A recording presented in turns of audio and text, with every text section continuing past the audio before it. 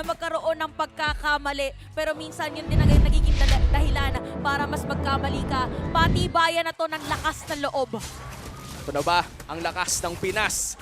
Game number 5 at nag-iingay na ang MPL Arena. Magkabilang start para sa dalawang junglers natin. Alam mo, ito na yung mga moment na pagka supporter ka ng kahit ano na team, lahat ng mga puwersa na pwede mo ibigay bilang suporta, kailangan ng kapitan. But interesting yung mangyayari dito kung paanong aggression nga ba from Escalera and even Super Prince of Onyx para mapigilan si Yue and Rene J. Yep. Kagandahan is yung Grok tsaka yung Valentina, sabi nga natin mabilis yung wave clear. So, expect natin na pwedeng sila yung umikot agad. Hindi sila pwedeng maging passive overall. At ang ginawa rin na rotation dito is kinuha nila yung level 2 parehas dun sa Grok pati sa Valentina by rotating yung kanilang mid lane doon sa may XP lane. Ayan na nga, nagkakaroon lang ng poke dito sa mid lane pero hindi pa talaga tayo nakakita ng mga malalaking rotations, and this is something na siguro ma-expect natin in all lanes apart the XP lane dahil alam naman natin na halos lahat ng 1v1 matchups ay lamang ang D-Roth. Oo, lalo na sa uso din ngayon na makunat din yung makakatapat mo. So, pwede nga mangyari dito is magkokontrahan na din talaga yung ating mga XP lane at grabe nga mga poke na ginagawa dito sa may mid lane. Parang walang kukurap moments sa may mid. Pag napakurop ka lang, parang hindi mo makiklear isang minion. Yun yung yung mga minsan yung mga isang minion na yun pa yung nagiging rason kung may item ka ba o wala in a certain important fight at everything matters at this point, no? M5 World Championship journey ang nakataya sa Game 5 na to. Unang turtle, magkakatinginan na si Ryzen at Sensui. Matagal nang naglalaban ang dalawang ito. Gustong magkaroon ng level 4 ni Escalera kaso pinok agad siya ni Yue. Well done from Blacklist. Pati din na yan agad ni Grok. Low agad yung Grok. Oo, nandun agad. Ito makikita natin na Blacklist International, unang pupwesto doon. And si Escalera nga ay wala pa nga level 4. So ito na yung sinasabi natin na isang prowess din ng Grok na pwede nga mangharang anytime at makapag-reset. So ito na yata ang pinakamatagal na turtle objective na makikita natin sa umpisa pala ng laban dahil napaka-importante nga ng tempo ngayon. And look at that, in an instant Guardians Barrier, hindi nga lang mare-reset. Halos walang buhay dito si Edward. Meron pa dito nga Netherrealm pang-counter pero meron din paggamit dito si Super Prince gamit ang kanyang Valentina na IMU. So ngayon, mamama-pushback naman ni Sensui with skill. Secure the turtle si Ryzen, makamatay pa ka. First blood ngayon para kay Rene J. Na heavy spin na siya pero yung kadulu-duluhan ng Appraiser's Wrath ang nakakuha ng turtle na yun. Hindi na basta-basta instincts yun. Meron ka na ring konting swerte sa dugo. I would say, credit natin, nilagay naman nila yung sarili nila sa pwesto na pwede mag-swerte as Escalera gets out. So, ang ginawa na Blacklist, minake sure nila na sa kanila yung aggro nung turtle. So, hinatak nila kung papansinin natin. So, ibig sabihin, pag gamit ng ipit, hindi mo pwedeng itodo na tulak yung mga kalaban mo kasi marireset yung turtle. At the same time, yung pwesto ni Sensui is meron pa rin siyang fighting chance dun sa may retry. So, Blacklist International, they put themselves in a spot where kaya nila pumalag kahit may heavy spin. And wow, dito natin makikita yung formation na meron ng Blacklist International. Isa sa mga underrated na abilidad na meron ng Blacklist, yung kaya nilang pumorma inside the objective na gusto nilang kunin. At nakakalamang na rin si Oheb ng bahagya. Nangangalahati na pala yung platings doon. Oo, kanina hindi din sila naiikutan. So ibig sabihin, alam niya din yung strength ng isang Bruno pagdating doon sa may early game. So kaya ngayon makikita natin trajectory ng movement ng ating dalawang kumpanan is gonna be on the top lane. So meron dito taunt against Escalera. So parang gustong kuhanin is yung outer third energy shield. So objective lang talaga at maingat pa rin ang ating dalawang teams. In fact, itong si Oheb, nakakuha agad siya kagad ng Haskell's niya right after the first turtle fight, which probably mga 3 minutes 30. So sobrang bilis. At meron siyang advantage ngayon over nets na parang 600 gold. So it means na sobrang nahahanap ng Blacklist yung win condition nila. Oheb is 1 level ahead of nets this time. And surely magta-translate yan sa more gold. Yeah, and with the power spike as well ng isang Bruno. Isa yun sa mga kailangan nating abangan dahil hindi nagsastand pa rin naman ang statement na si Bruno ay isa sa mga pinakamasakit na marksman. Mas lalo na kung maagang maka-item. At ngayon, Ryzen, sisimulan turtle na ito. Nakita Si Sensui, nakita natin kanina na si Sensui makakuha. Ginamit rin dito Circling Eagle and Super Prince. Gagayahin dito ang Matilda. Ginamit rin ng wild charge. Flicker out. Pero sino nga ba makakakuha dito ng turtle? Sensui again. Tapos yung heavy spin. Ginamit na rin. Diretso pa nga dito sa may purple buff. At dire-diretso lang ang Blacklist International. Even yung King and Wave dito sa may middle lane, makiklear na rin. That is a statement coming in from Sensui. Instincts lahat na. Siya pa rin yung naka-retry, men. Chinachani na siya doon sa pader. Minamasahin na siya, pero siya pa rin yung naka-retry. First turtle, sabihin natin, okay, sige, na may konting luck factor, maganda yung pwesto nila, surely. Pero dalawang beses niyang gamitin na agawan si Ryzen, especially naka-heavy spin siya.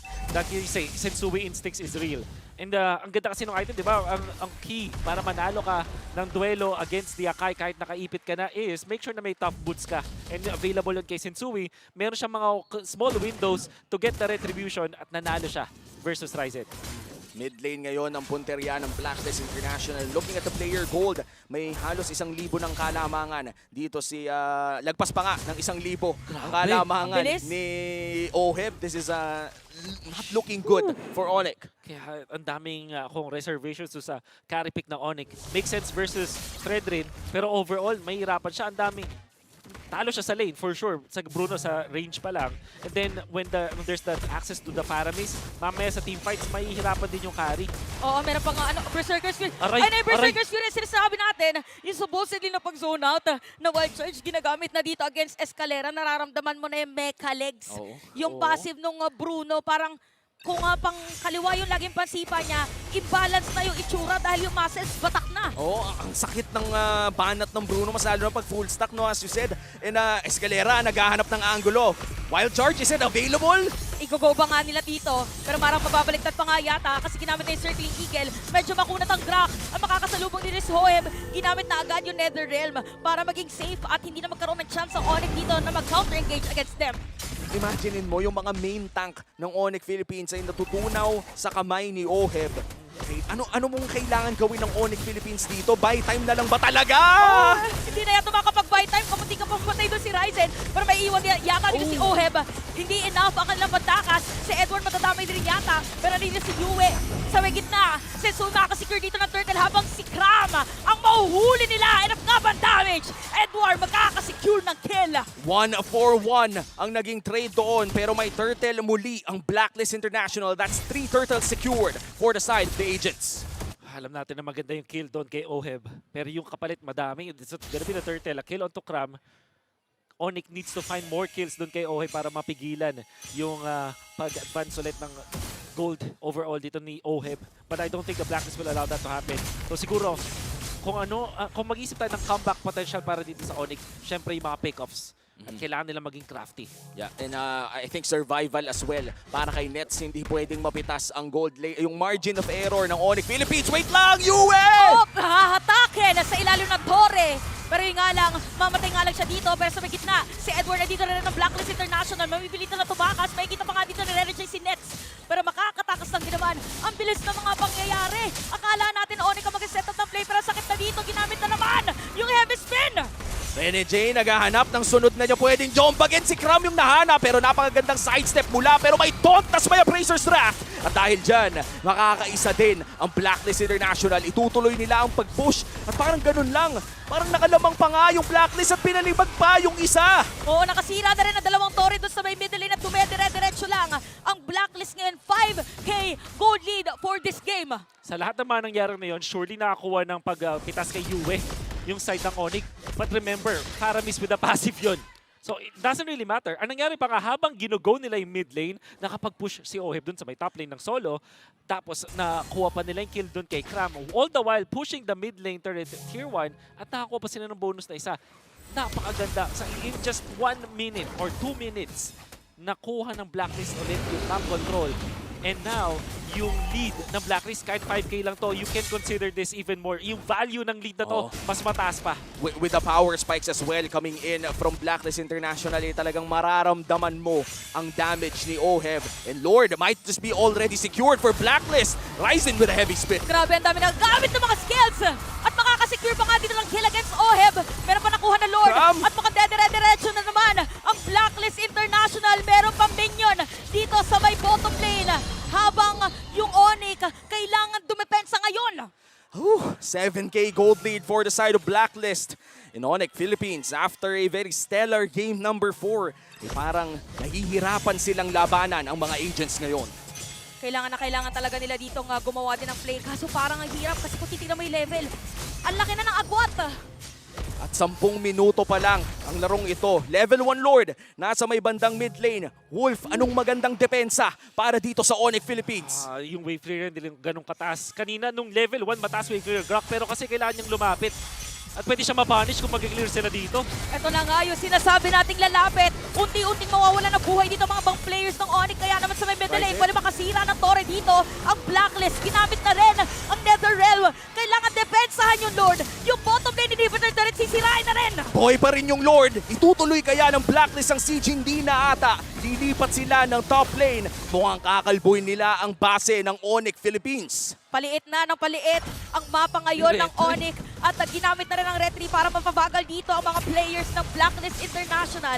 Pero pagharang, pero meron pagpasok, ang sakit ng mga crit! Kram! Gamit dun sa mga bola! Kaya patay dito si Kram at yung Torres sa may top lane, masisira na rin. Merong minion wave at nakikita na natin ngayong Blacklist International.